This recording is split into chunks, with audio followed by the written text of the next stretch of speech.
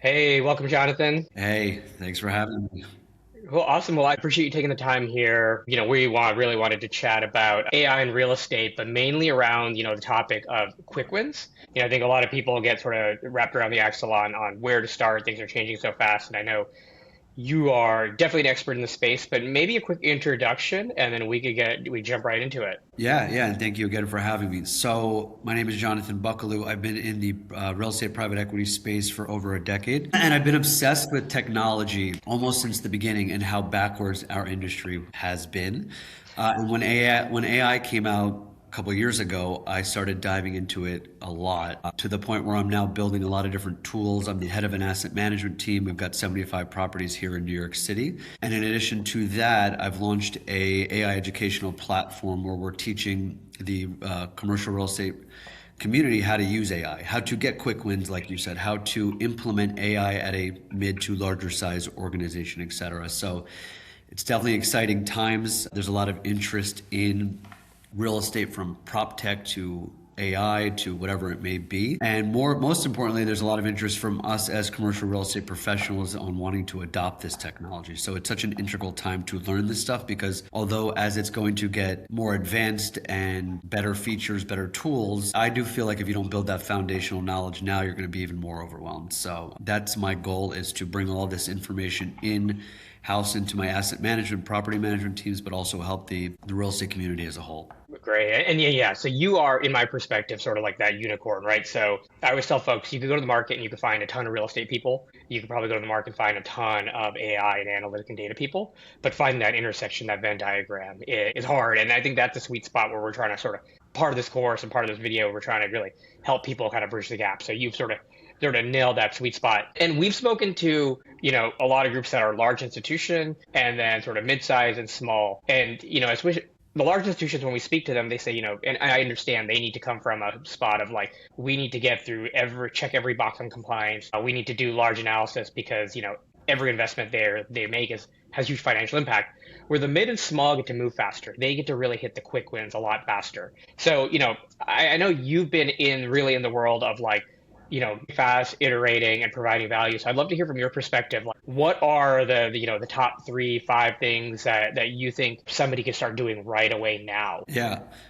It's so true, the nuances between the larger and the smaller. For me, whether you're at a larger firm or a smaller firm, the starting point's the same. And I think it's a reframe of the question, not what can AI do? It's, well, what problem do I need to solve that I want AI to help me with? Because when you ask what can AI do, it's endless, it's overwhelming. You're paralyzed by, well, what do I even give this thing? But if you just focus on, okay, I'm an asset manager or I'm in acquisitions or investor relations, and you could start with one, but here are the top three things that I do consistently. I think you start with that. Like, what do I do on a daily, weekly, monthly basis? For me, it's analyzing P&Ls and T12s and lender reporting, investor reporting, staying on top of my properties. That's where I started a couple of years ago. Okay, let me just ask basic things around this question. All right, how do I analyze this T12 quicker and, more importantly, better than I could by myself, especially on a larger portfolio? So I always try to tell people, start small. Very cliche, but start small, get some quick wins, like you mentioned, like, oh, this thing can actually pull out variances that are over 5% and $5,000 on a 75 property portfolio in one Excel shot. That's a bigger example, but like just seeing that a couple years ago, or using a tool like GenSpark or Manage to build out an investor report by feeding it rent rolls and T12s and P&Ls and the address, seeing that, giving it 30 minutes and getting a beautiful investor report that I can present in front of a really high profile investor. Those kind of wins, things that we all are doing manually right now, just giving that to AI, and we'll talk about spot checking and all that. Starting small, identifying what your main problems are, or the repetitive task that you're doing doesn't have to be a problem, and just going with it. Going with one of the big LLMs, Anthropic being in the lead right now, in my opinion, but going with any of them and just get some quick wins and build on that. Okay, that's cool. And, you mentioned T12s, and one of the things I love about your material and that what you've shared is it's all hands-on, it's tactical. It's not sort of like a little bit hand waving. You should do these things. So I'd love to sort of dig into that T12 process, like what it is, how you do it, and the value it provides, right? So Yeah. Let's just sort of dig into that. Let's explain to everyone like the T12 process. What are you doing? What tools are you using? What are you asking it? And let's Yeah. just sort of rip it apart. Love it. So it's been a progression. At first, it was let me go into ChatGPT, upload this T12, build out a prompt, which is the clunky way of doing it, but I think everyone should Yeah. do it that way at So, first. so hate to interrupt. Let me take a step back from that even to more like first principles. Where's your T12 coming from? Oh yeah. So my T12 is coming from AppFolio. The old way, I would download that. I would highlight variances, and a T12, a P&L with an actual versus budget is going to show me dollar variances and percentage variances. That's easier Right. because I have a threshold in my head. With a T12, I'm looking for patterns. Why is R&M at this property in April $5,000, but it ballooned to 10 in the next month? Or why did this cable feed skyrocket by X? Like what happened here? So I'm always looking. I'm very in the weeds, so I'm always on calls. I understand what's going on in the property, but I don't know everything. So looking at a T12 could tell me the story over the past 12 months. Obviously, what has happened at this property, what could I expect in the future? But it was so manual. If I want to come up with variances, I could either eye it, which isn't great, or I'd have to do some calculations. So Right. looking for patterns. That's the first principle. Getting it from AppFolio. Used to be Yardi. Most of my experience was in Yardi, but now it's AppFolio. Download the report. Used to do it manually. Then, so my progression has been download that report from AppFolio, put it into ChatGPT or Claude, ask it a bunch of questions. Wow, this is great, but now I have to, copy and paste this information, put it in an email, etc. Then I built a skill in Claude. So instead of me having to do that prompt every time, I would download the T12 from AppFolio, put it into Claude. It would trigger the skill. It would give me great output. Okay, that's cool. Then I took it another level. So it's like beginner, intermediate, and advanced. Yeah. Then I took, because I have the API keys for AppFolio, I built in Claude Code, I built this to automate. So, my reports, T12s, P&Ls, rent rolls, et cetera, really are due to me on the 10th of every month for the previous month. So Right. Right.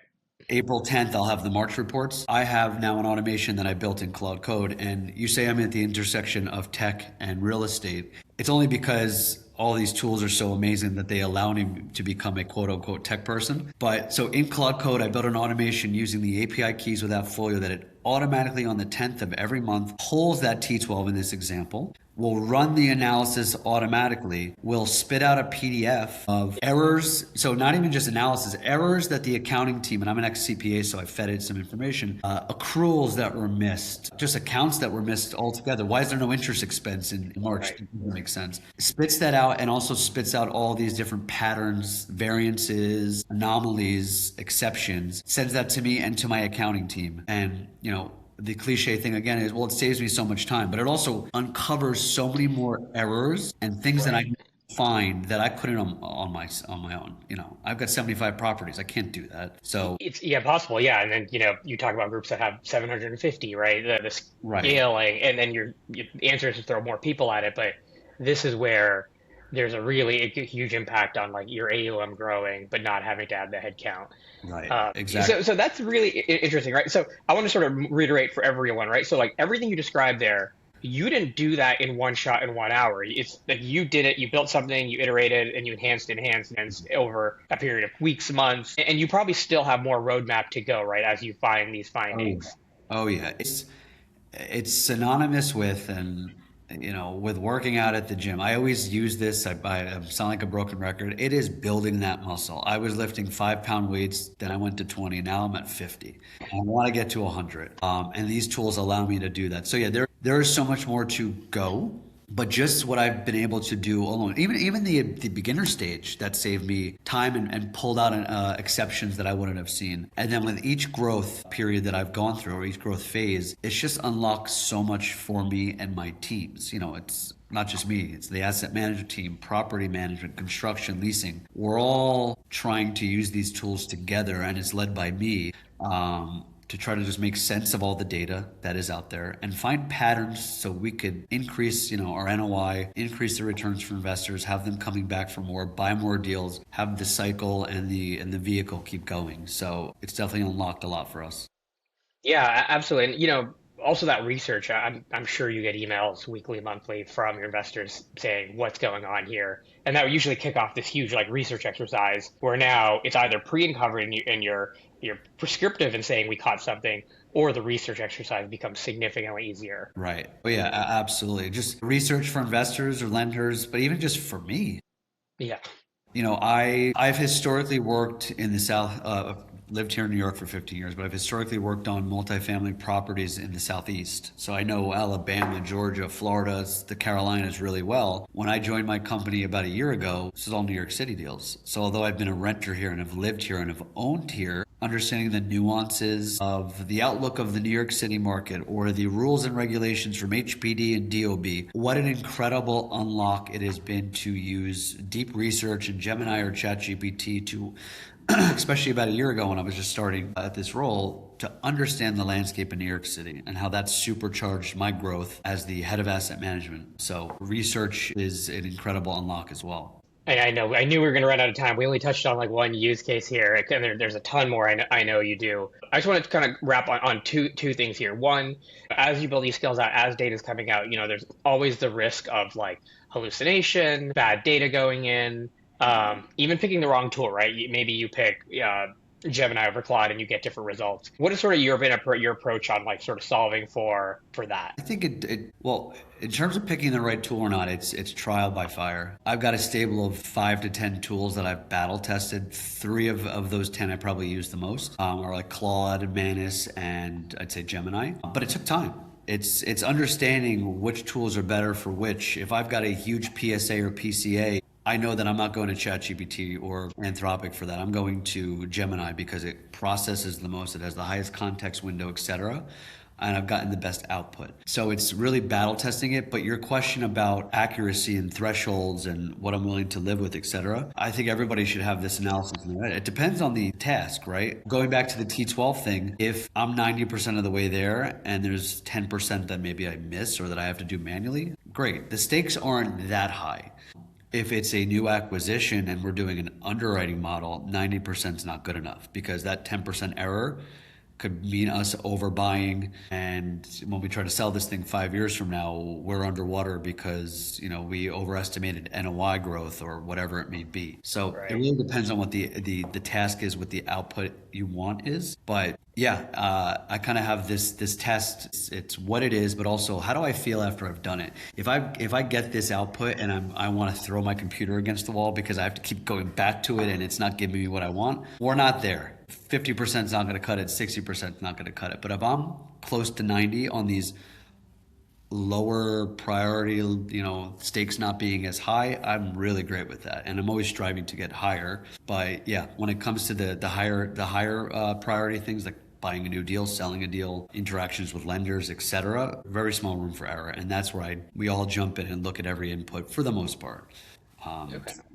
Got it. And I want to sort of close on one thing you mentioned earlier, just to repeat it so it's hammered home, where you talked about like, where do you start? Where you look at what you do daily, weekly, monthly, quarterly, and then start carving out like what could be used for automation. And we found that don't even put that pressure on yourself. Take that list and put it in Claude or ChatGPT and say, look at this list. Tell me what's right for automation and AI, and it'll give you a seed. It'll prioritize it for you, or you can actually just point it to your Outlook calendar. And if you're really good about blocking on like what you're doing and do that for a couple of weeks, tell it to look at your calendar and be like, where am I spending my time and what's great for automation? So Right. I think those are really great ways for folks to be like, what are the first 3 things I could do next week? And like you said, it's a muscle. So Yeah. it's going to be hard, but hit the gym. So on that note, anything closing from you? I know you got a call to run to, so I want to be sensitive to your time. This has been great. I think, like I opened up with, I'm so excited by all the attention, by AI as a whole, but all the attention that, the real estate community is placing on this. There have been instances in the past, I've been in this industry for 15 years, so I missed the dot-com era, but I just know our industry has been very slow to adopt.